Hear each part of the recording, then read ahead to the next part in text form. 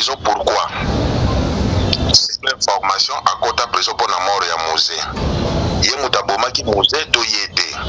Côté mususu innocence ezali yango abimi.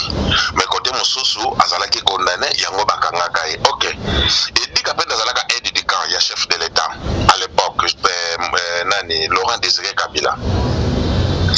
Comment se fait-il qu'un chef aide de camp ya un chef de l'état batu oyo ye kokota na bureau ya chef de l'état baboma na ndako chef de l'état akufa na kata bureau. OK. Comment se fait-il que aide du camp ya chef de l'état batu oyo bazoko ya ava bakota na chef de l'état aide du camp fois azala au courant ndenge nini aide du camp azala au courant te ya bato bakoti po basala musée mabe chef de l'état mabe et puis na sima na yango Edi Kapende aya kobeta masasi na garde wana o babenga ka Rashidi ki alingaka escalader mur yango abeta ki masasi place wana nde place vérité zali babomela musée na ndako te musée kufa na biro elingi koloba auti na ndako place alalaka aye kokota na biro aye kovanda na biro po abanda musala azalaki na bato abanda koyamba ndenge nini garde wana Rashidi azalaki na kati muto abomi mende kozo continue zalaka mozo continue balo selon ba révélation avec le dit qu'après azalaki en émotion yango atiraki si muto continue non émotion par rapport à quoi parce que garde wana Rashidi azalaki na kati oui garde Rashidi azalaki na kati siko muto o abomaki muza bimelaki wapi pa kotelaki wapi aussi longtemps que aide de casa sur place et puis combien de ceintures zawana combien de ceintures ezalaki wana na barrière wana poko matina bureau musée ne batu batuna ka ba question wana te eza archi faux Edi Kapende iliwa ya musée faut le vérité nazali pour Joseph D. Joseph tango musée kufi Joseph azaki na Kinshasa te Joseph azaki na Lubumbashi Edi Kapende bango tout bazaki ba tigre ya ba tozo continuer pour le premier élément bande ba retenir liwa ya musée Edi Kapende ebi likamuna kati ayebi OK ayebi OK continue moi c'est non yo continue wana selonga OK parce que vous a aide du camp ya chef de l'état comment se fait-il batola bakokota na bureau chef de l'état yo yebite ozo bako identifier bango te banda kala na kibakanga ye vérité bimate pona nini kosamba nga bandozela kaka fo basambisa jugement ya ndenge nini Joseph soki atia Edi Kapende na prison pona nga ezali pona ko assurer sécurité na ye ya ki pouvoir azwa ki puisque bakatange nyonso tout bazana bazaba mauvais na sens nini. Bonjour, bonsoir, on a abandonné sur la face céleste. Mbote Nabino, Mbote Bozali, Ebele, partout dans le monde. Boza Rolanda Bisso à partir à internaute à niveau États-Unis, na Kentucky, na Monimo, Skiang, na PC Mbote Skazali, de niveau Europe, na Suisse, Maman Konde Chita la mer des opprimés, na Belgique, Maman de Décharot, Boza en Asie, Océanie, en Afrique. Précisément en Angola, na Moni, Dorté, Meri, sans oublier en République démocratique du Congo, et Zaline de Konabino, Moïse, Maoka, Antibal, Némission Bolingara, Tolobate, Tokoloba, Némission de ça, décryptage, actualité. Merci, Minandeko John Mboke Benoît, c'est ma caméra, Nandeko Alvin de Toba toujours, l'eau les ofuta, Sima Tokoloba, Nzamo Botoko Zoawapi. De là-bas toujours, papa Kapiamba, Abdul Kashila, na maman Nabiso à Suédoine. Vous avez malamu banana au so recordé bango antiba la pêche moto sans plus tarder to continent si j'ai la biso so thème to limbo la awa to le makameta 12 millions oui ba mabunda audite bande osale mabunda ba découvrir ni kuna boyeba awa avec antibal to yebisa bilo to lo bato yo comme mabunda va kende 20 millions de dollars audite wa dite ba c'est ça ma awa d'abord avota ni mwenga musabinalisu il faut d'abord boyeba antibal ayi ni ko pour limbo boyeba mabunda alimbo ngondeni deuxième épisode to limbo la makameta li ya Edi Kapende il y a un diaspora à partir à Libanda ya mikili ya intervenir pour ba situation mboka to zawapi tozo kende wapi sans plus tarder directement de continuer dossier mabunda boka ba révélation si j'ai mon recycler dans les réseaux sociaux awa na kata si j'ai wana bande ba que non bureau d'âge passé qui 12 millions pour la session mais session ils a un mois mais soyez ba awa les tout dernières sessions ya mabunda auto côté ça awa allait qui combien a détourné comme Bolanda avec Achibal. Tout le bâté, bon, c'est très attentif. On va d'abord autant que la Bible. Décision numéro 004 bar cabinet bar Assemblée nationale bar JML bar 2019 du 15 août 2019 portant convocation de l'Assemblée nationale en session extraordinaire.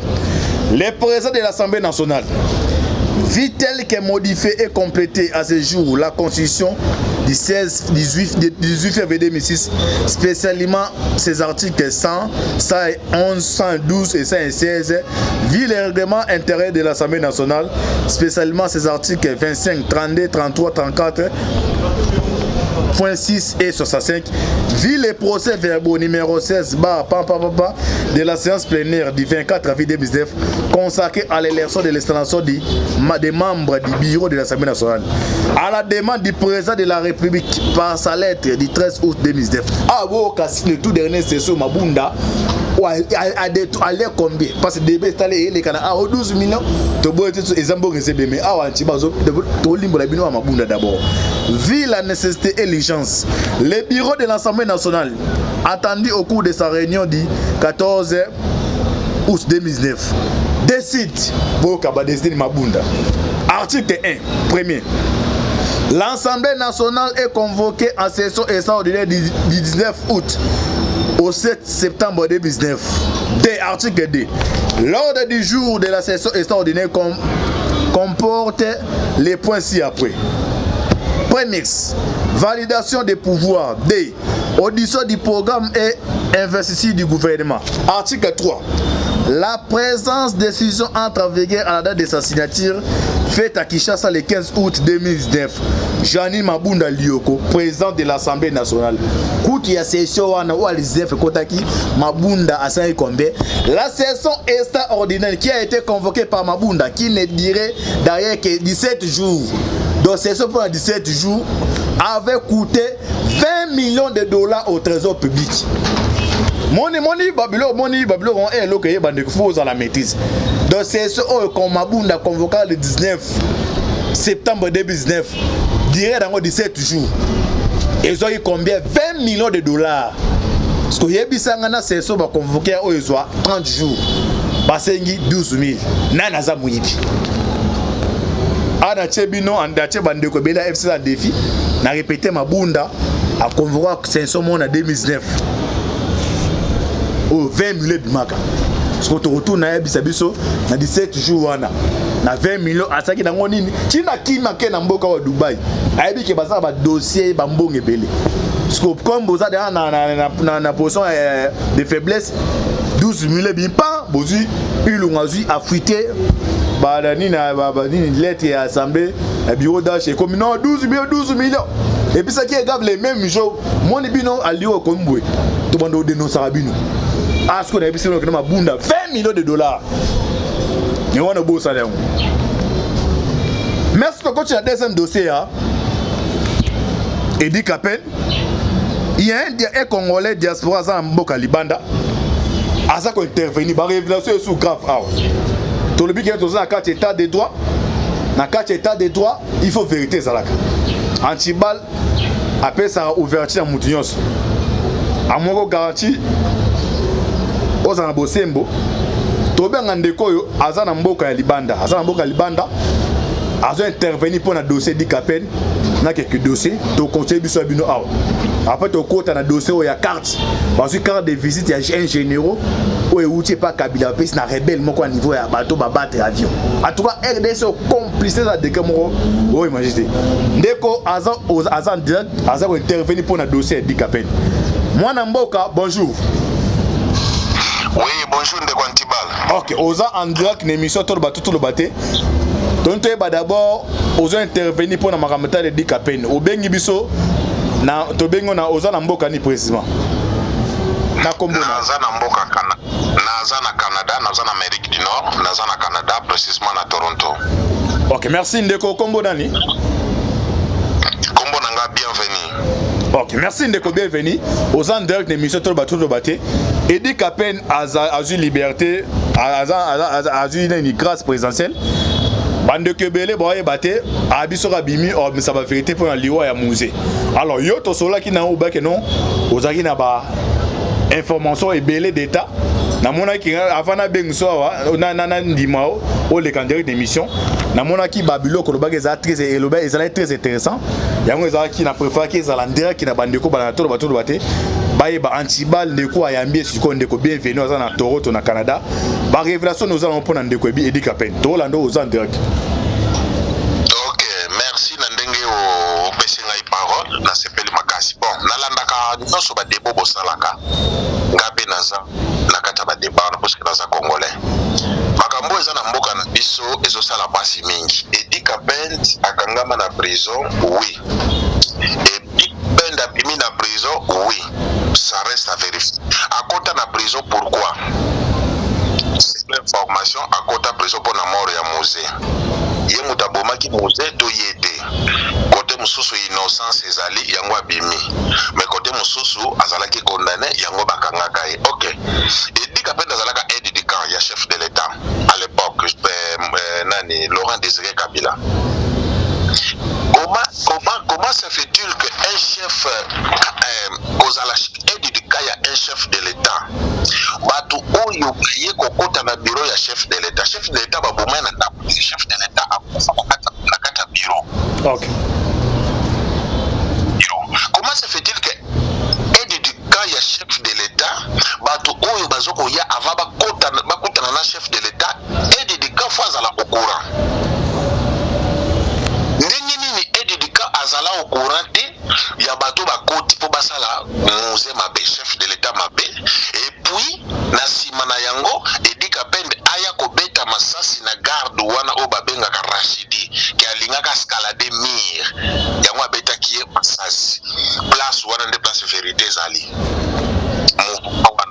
babomela musée na ndako te musée akufa na biro elingi koloba auti na ndako place alalaka aye kokota na biro aye kovanda na biro po abanda musala azalaki na bato abanda koyamba ndenge nini garde wana Rachidi azalaki na kati muto abomi mais kozo continue zalaka mozo continue balo selon ba révélation avec Eddie Capen azalaki en émotion yango atiraki si muto continue na émotion par rapport à quoi parce que garde wana Rachidi azalaki na kati oui garde Rachidi azalaki na kati siko mutu o abomaki muza bimelaki wapi pa kotelaki wapi aussi longtemps que aide de casa sur place et puis combien de ceintures ezawana combien de ceintures ezalaki wana na barrière wana poko matina bureau musée ne bato batunaka ba question wana te eza archi faux Eddie Capen liwa ya musée faut le vérité nazali pour Joseph T. Joseph tango musée akufi Joseph azaki na Kinshasa te Joseph azaki na Lubumbashi yango nazopesa de bato bayebaka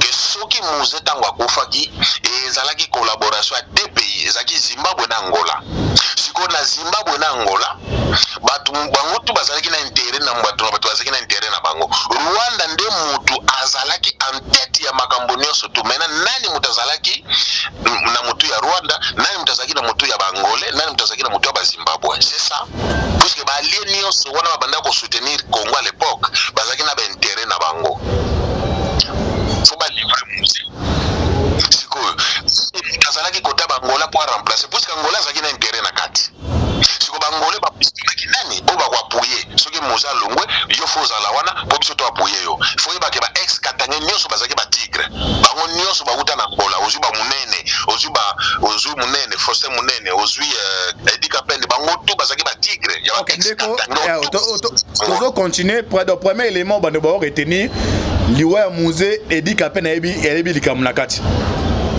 ayebi OK OK continue moi c'est là yo continue wana selonga OK parce que vous a aide du camp ya chef de l'état comment se fait-il batola bakokota na bureau chef de l'état yo yebite ozo bako identifier bango te banda kala na tibakanga ye vérité bimate pona nini kosamba nga bandozela kaka fo basambisa jugement ya ndenge nini Joseph soki atia Eddie Capen na prison pona nga ezali pona ko assurer sécurité na ye ya ki pouvoir azwaki parce que bakatange nyonso tu bazana bazaba mauvais na sens nini ye muza zaki na bande kote siko bande bango ya muze nyonso o abotama na bango muto za na vérité Joseph azate batu nyonso babotama na musée na famille na ye propre mutu azalaka na vérité Joseph azalaka te. Ce sont des mauvais rébellion nyonso ya Katanga baza mabe makasi baza bato lokuta. Comment ça fait-il bato bazobunda na est à Congo na minute nde tosola boye bato bazobima o biso toza FDLR o biso toza soki boye tozo protéger bazoka binduki wapi? Obi lisasi moko ya ake kutaka combien? Lisasi moko ya mage kutaka combien? Ozomona ba village na bazotambola na ba arme lu ba arme d'appui. Eza ba arme d'appui moni mag eza ba mitraillette. Eza ba arme d'appui. Ça coûte trop cher. Soko ba village na biyoka kolia baza na ngote bazolela na bamboka wana. Mais bazotambola na ba mag bazolakisa kino tozopita ba Rwanda bazokobundisa biso. Alors selon yo ndeko, selon ndeko Hollande donc ça dit Kabila a impliqué dans liwa musée. Impliqué pour la protection ya bato mususu bazaki na intérêt mais yé moko sur place na kotala na kosala analyse azalaki impliqué te sur place puisque Joseph azalaka na kinité Joseph azalaka na Lubumbashi bazui Joseph aye koya pona ba Zimbabwe ba gagner intérêt preuve aneke liwa ya musée esalami bazoko zwa ba ke document makor na Zimbabwe pourquoi ba memaka kor na Zimbabwe pour bazaki na ba intérêt ya ba minerai puisque bango ba ndoso ba diamant mi ba ezalaki contrôlé par ba Zimbabwe. On se comprend. Et c'est qu'il faut même emboucher qu'on a passé la magambo tout bazalaki dans besoin. C'est ça. C'est qu'on peut pas utiliser mutu ko bango ba ko diriger. Angola bazaki na mutu moni mutu bangolais zaki Edika Pend. Sur Edika Pend imprudence na ezalaki tango akendaka koloba na RTNC na la voix d'Isaïe wana RTNC. Deuxième brigade Moura le mutu yaka ko déloger ye place wana pour passer la ko. Le mutu ko yako loba te. Le deuxième brigade mutu sala défense puisque deuxième brigade bazaki ba fâcherie à musée. Deuxième brigade Moura et ça baza ba fâcherie à musée, ba fâcherie ya musée. Baza ba soldat Joseph a formé deuxième brigade. Joseph a formé deuxième brigade. Joseph a coûté deuxième brigade déjà. Ok, merci Ndeko. N'habitez la vérité non mutu on ne peut pas contredire to yambe toujours n'habitez le basu kezali. Sur le bak Césali. Continue. Il le bazali. Bon, Félix a ça la sentiment ya bato wana bazo salate. Félix a entouré na bato mabe na Congo baza tina kati ndenge Félix azo diriger boy. Ya wana yebiso na peso piste.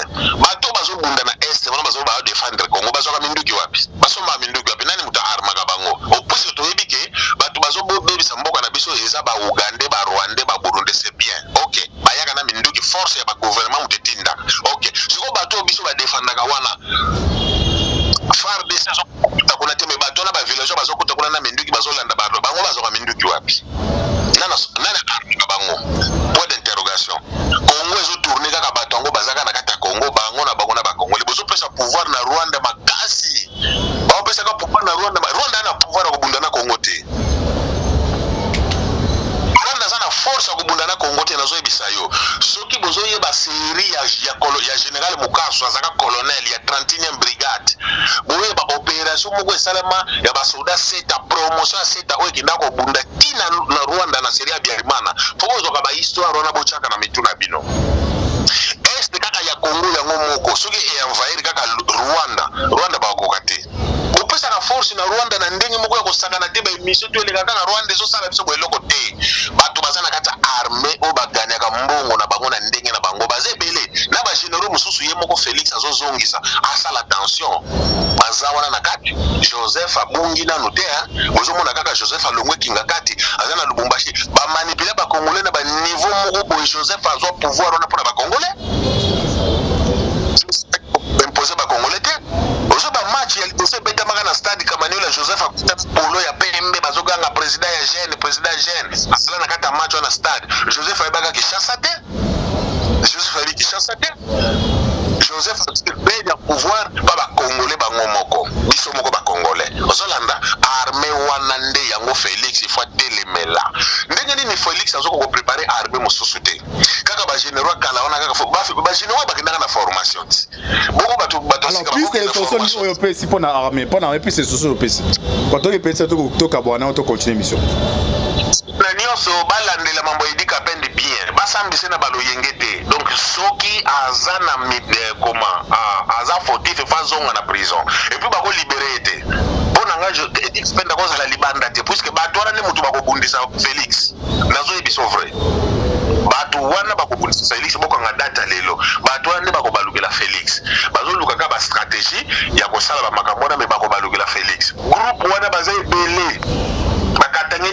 ozomona na bato ya est wana basala moni physionomie ya armée basala eza ba forma solo groupe rebelle eza kuna bazoloba nini tozosenga gouvernement et appuyer biso suka nango bakosenga physionomie kaka le mai bato bazozonga minduki ka yango ne tourner kaka yemoko gouvernement akosomba atinde basoda kuna bakeko babaluki bazosala ba fusion cop ba généraux ba na kati Félix aza civil ayebaki makambo wana te ba yebi yango te il faut bato motema malamu ba approcher Félix à comprendre yemoko pe Félix il faut travailler stratégie makasi basoda bazé banda ba ex-phase bazé belé obi combien de bato babomana na kitona complice na ba congolais na kati militaire bakufi bomona histoire Mamadou Ndala obi histoire Mbuza Mabe obi histoire ya Golowa général Golowa obi ya Golowa obi major Motindo est-ce que bimi na prison alors ndeko be venir niveau sko ya armée ba na soit na JE ba nani ba ozala écarté pour na fatia travailler malamu moi le bona suka musoto kabwana olobi banani bakozala écarté na comprendre te banani bakozala écarté na kati armée ba traité no bazala kati armée sur la phare de so fatia au écarté bango pona ba congolais ba retrouver armée ba na mbo na lobby basodo baza na GR na dize na garde comment dirais-je na sécurité présidentielle ba officier nyonso wana il faut Félix a formé ba officier mosusu ba officier nyonso ba travailler na Joseph akosala na bango te preuve neke apudele yaka ba isola ka ba ex-phase na kitona ba boma ba ex-phase ebele on se comprend mais 10e brigade eza formation ba coréen soki Joseph akobaki na contrat ba coréen eza influence pour akomaki président mais idéologie ya ba coréen c'est Mouzé le père ozolanda Mouzé le père motatia idéologie wana ya formation ba coréen ngo 10e brigade bimo ba benga kamura ozolanda et wuti na service national Moure beaucoup na service national bango tout ba bâtisseur de la nation je fais part ya ba bâtisseur de la nation bana ba officier militaire bazaki belé na kati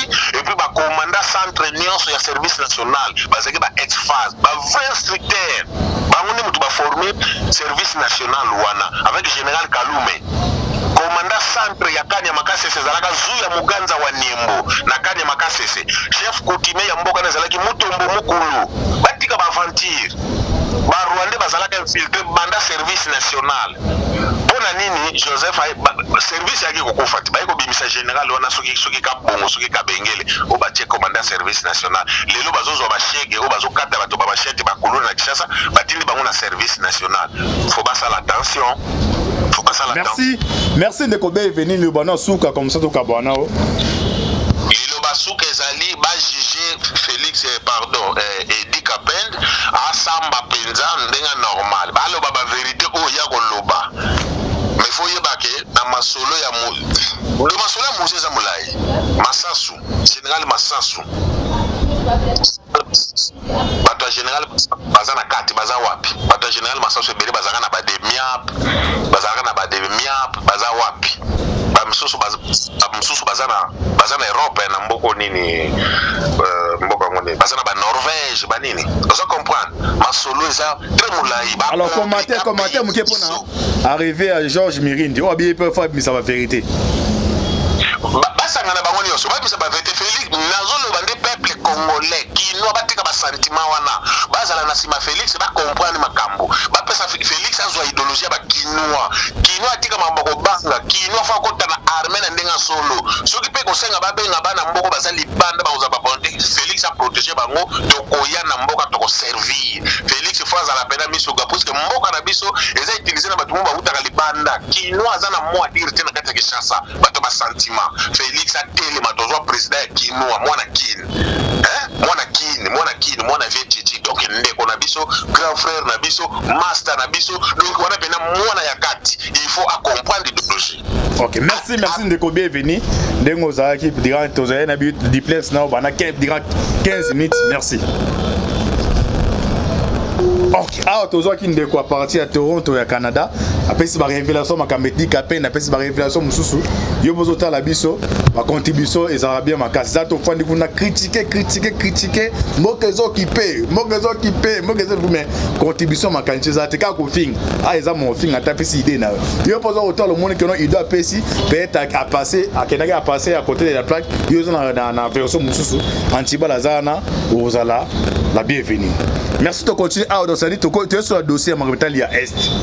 adeska maman likambo eza yango oyo rapport ya mapping ebimi na kati ya rapport ya mapping jusque là toyebi te soki liste wana eza authentique babimisi 400 personnes na 400 personnes tomoni mwana mboka Chairman Bemba Gombo tomoni mwana mboka les pacificateurs les malins ne veulent pas seul les malins ne veulent jamais seul gars en prison ils ont souvent zélé sous libanda nde kona okofa emba na lolo baboyo na mwete et pas satan na pedo venenga de aza ndo carrière ben habité tomoni kiungwa kumwanja to répéter awa non to confirmer te mais to tala to pese information ndenge masoyo de tambola Yves Kisombe Olivier Kamitatu Thomas Louaka Roger Lumbala Mbwisanga Nwisi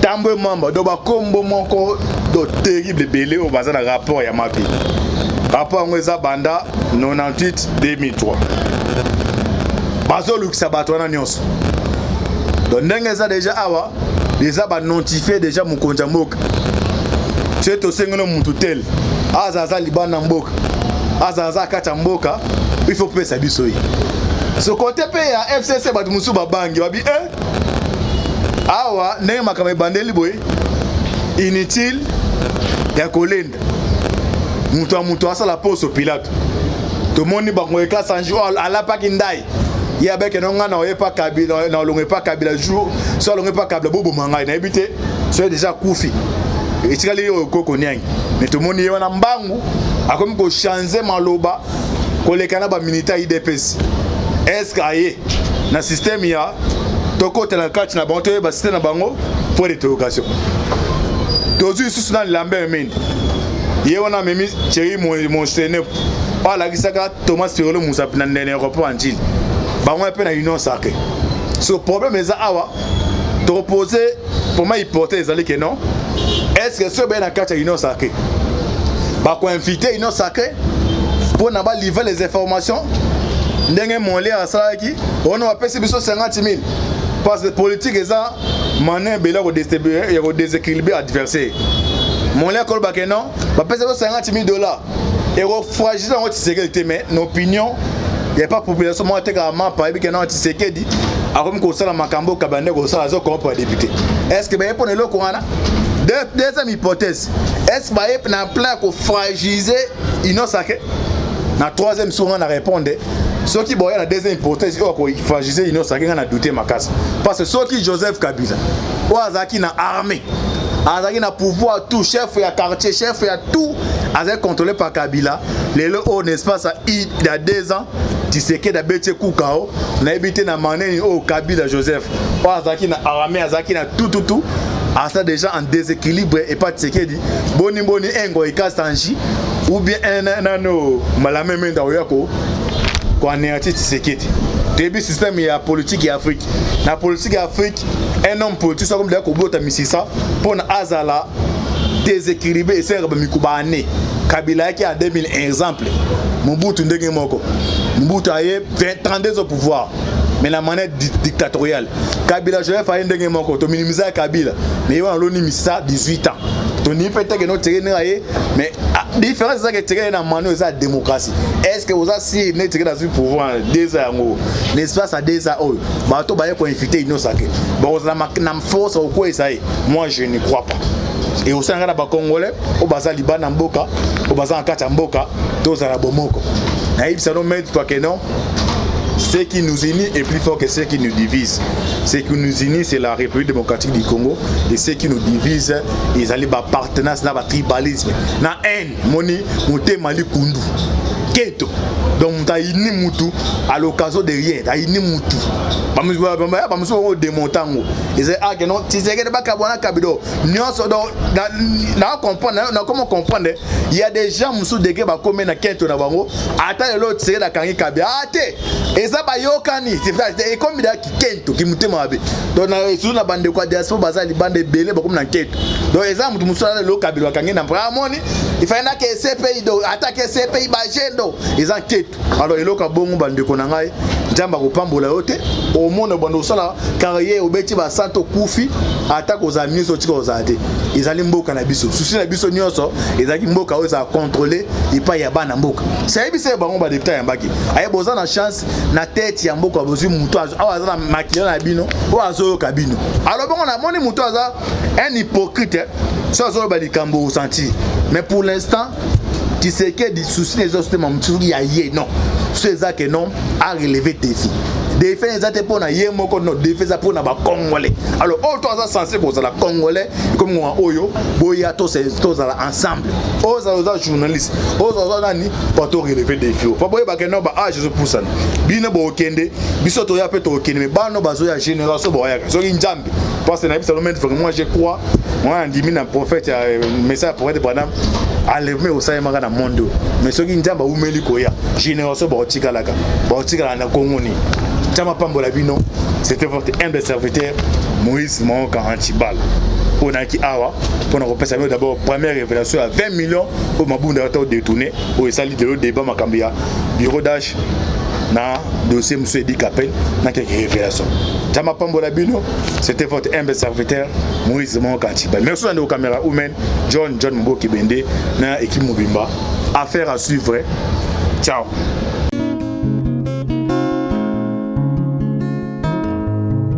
Le temps passe, et ne s'arrête jamais. Alors réveille-toi mon ami. Et tout ce qui nous quitte chaque jour, laisse que cela nous serve de leçon. Car à chacun son jour, à chacun son tour. Peut-être demain sera ton tour. Alors réveille-toi et prépare ton âme. Car un jour. Oh, oh, oh, hey, oh, oh, oh, oh. Hey. Le temps passe, le jour s'envole, s'en va si vite sans laisser de traces. Hey. Comment faire pour l'arrêter, car il nous amène vers le jour de départ. Yeah. Tout c'est fort avant nous. On peut l'arrêter, il s'en va sans arrêt, sans pitié, ni nous laisse le temps de faire nos bagages, que de tout mener. Le temps passe, le jour s'envole, s'en va si vite sans laisser de traces. Comment faire pour l'arrêter, car il nous amène vers le jour de départ. Tous ces forts avant nous n'ont pu l'arrêter. Il s'en va sans arrêt, sans pitié, ni nous laisse le temps de faire nos bagages et de tout amener. Il s'en va seul sans. Faut me perdre tout plutôt que de perdre son âme, À quoi bon tout gagner, mais sera que vanité. À quoi bon tout gagner, perdre son âme si l'on est censé de tout laisser. Moninga verser le sang de l'autre, si demain sera le tour, tu seras seul comme dans un miroir. À quoi bon tout gagner, perdre son âme si l'on est censé de tout laisser. Moninga verser le sang de l'autre, si demain sera le tour, tu seras seul comme dans un miroir. Où tu rendras compte devant le Seigneur toute ta vie sur terre. Après avoir tout gagné, l'on s'en va seul, sans rien amener. Faut me perdre tout plutôt que de perdre son âme. À quoi bon tout gagner, demain sera que vanité. Faut me perdre tout plutôt que de perdre son âme. À quoi bon tout gagner, demain sera que vanité. Moninga, tala tango ekoleka. Moninga, tala bato bako kende. Okosala lolendo na mokili okanisi mokili yango yayo, etala bato bakoleka. Tango ekomema ngai, tango ekotika moto te. bakulutu bayakala basi bakende moninga tala tango ekomema Papi Charles Mombaya si akenda kala otango otango eza komema ya mari si akena ye misa mungolo tala tango ebemi papa de baba si akenda kala tango tango eza koleka ale moloto si akenda kala otango otango eza koleka ata mobutu sesese kokukungwendo wazabanga asi akenda kala tango eza koleka Mzee Laurent Désiré Kabila akenda kala tango eza koleka tango ekotika moto te tango ebangaka mokolo te liwa abangaka mokolo te abangaka peleki te abangaka moto mbongo te ayokaka mpe mobola mawa te liwa tango ayaka amemaka moto nyonso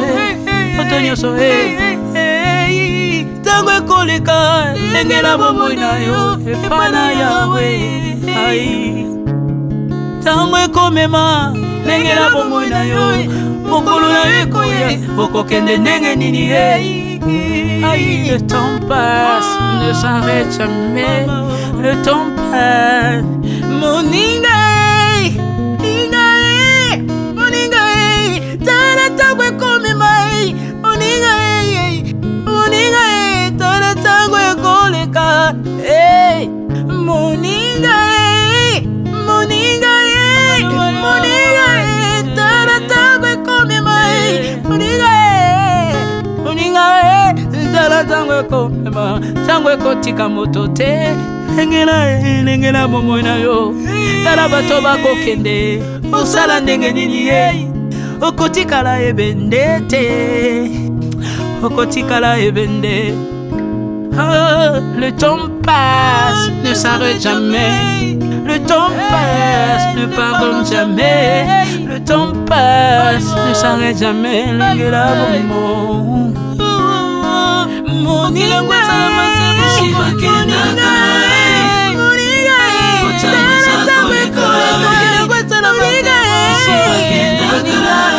tala tango ekoleka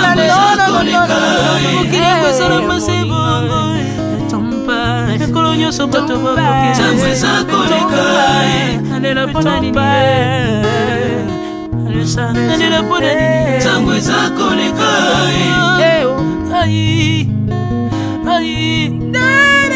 tango eza koleka